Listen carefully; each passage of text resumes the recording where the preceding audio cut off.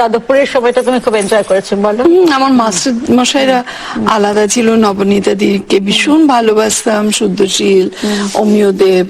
তারপরে এখন তো অত দেখা হয় না, কিন্তু আমেরিকাতে একটা বঙ্গীয় সম্মেলনে গিয়ে নবনীতা দির সাথে দেখা হয়েছিল, একটা রিউনিয়ন হয়েছিল লোরেটোতে। সবাইকে জিজ্ঞেস করছে তোমাদের বয়স, নাম, তোমরা নিজেরা উঠে উঠে বলো। তো আমি উঠে বলেছিলাম আই এম অ্যান অ্যাক্ট্রেস, আমার বয়স আর বছর আমি কাউকে জানাবো না। তো সবাই খুব হেসেছিল। বাট ওদের সাথে খুব কম যোগাযোগ হয়। মেরিয়ান দাশগুপ্তার সাথে এখনো যোগাযোগ আছে, আমার মাস্টারমশাইয়ের স্ত্রী প্রণবেন্দু দাশগুপ্তার।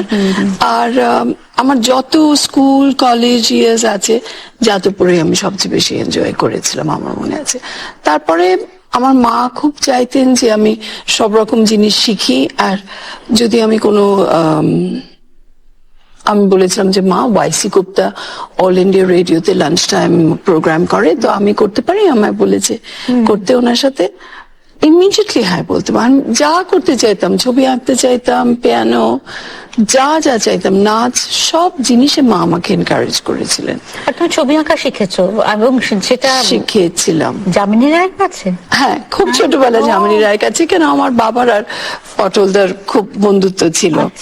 কিন্তু বেশি দিন নয়, বোধহয় স্কুল থেকে ছুটিতে আসতাম, সেই সময়টা শিখতাম।